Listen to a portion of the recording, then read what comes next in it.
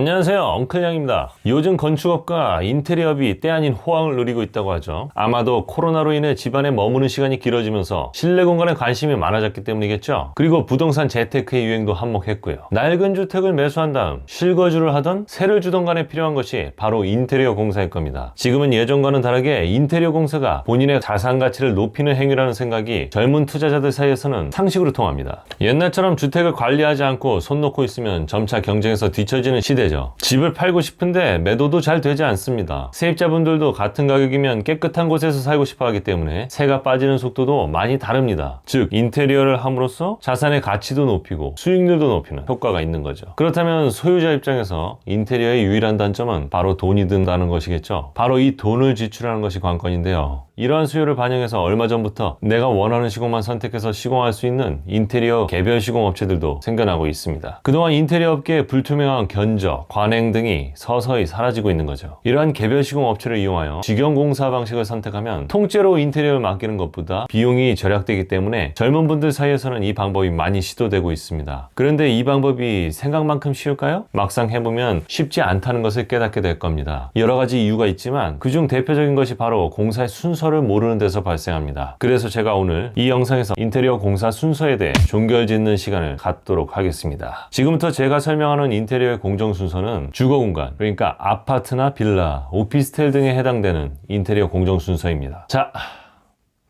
이게 일반적인 인테리어의 공정 순서입니다. 공정 순서는 외우셔도 좋지만 왜 이러한 순서가 되는지 이유를 알게 된다면 상황에 따라 공정 순서를 변경해야 할 때 순조롭게 대처할 수 있습니다. 제일 먼저 철거 공사를 합니다. 죽어가는 공간에 새 생명을 불어넣기 위한 첫 작업이죠. 밭을 일구기 전에 돌 골라내서 버리죠. 그 작업입니다. 깨끗이 철거된 현장을 보면 기분이 좋거든요. 다음 공정의 기술자분들도 철거가 깨끗이 되어 있으면 기분이 좋거든요. 철거 공사가 완료되고 창호 교체 공사가 없다면 설비 공정을 진행합니다. 이는 방수 공사도 포함하는데 보통 바닥 난방 배관, 수도 배관, 싱크대 수전 배관 공사 등을 말합니다. 설비 공사가 다른 공정보다 먼저 진행되는 이유는 먼지가 많이 나는 공사이며 가장 깊숙한 곳에 보이지 않는 부분의 공사이기 때문입니다. 그 다음에는 상황에 따라 목공 공사나 전기 공사가 시작되는데 벽과 천장에 있는 전기 배선을 다시 해야 하는 경우라면 목공사보다 전기 배선 공사를 먼저 하기도 합니다. 욕실 문틀 교체 여부에 따라 목공 공사와 타일 공사의 순서가 바뀌게 됩니다. 그 이유는 문틀이 서야 그 모양에 맞춰 타일 공사를 하기 때문이겠죠? 무슨 말인지 모르시겠다고요? 문틀에 타일 맞추기가 쉬울까요? 아니면 타일 모양에 맞춰서 문틀을 넣기가 쉬울까요? 생각해 보시면 됩니다. 목공 공사와 타일 공사가 워낙 먼지가 많이 나고 험하기 때문에 이 두 가지 공정까지 잘 마무리했다면 60% 이상은 성공한 겁니다. 페인트 칠할 곳이 있다면 도장 공사가 먼저 들어가고 그 다음 필름 공사가 들어갑니다. 만약에 필름 공사를 먼저 해버리면 필름 공사가 완료된 부분에 페인트가 묻지 않도록 보양 공사를 또 따로 해야 하는데 그 작업이 만만치가 않습니다. 그러니까 웬만하면 도장 공사부터 하는 게 편합니다. 그 다음은 눈에 보이는 공사의 가장 큰 부분을 차지하는 바닥재 공사와 도배 공사가 진행됩니다. 만약에 거실이나 방에 매립 조명을 설치해야 한다면 조명 공사부터 진행하고 도배 공사를 하는 것이 좋습니다. 이유는 나중에 설명하겠습니다. 어떤 분은 이런 의문이 들 수도 있습니다. 왜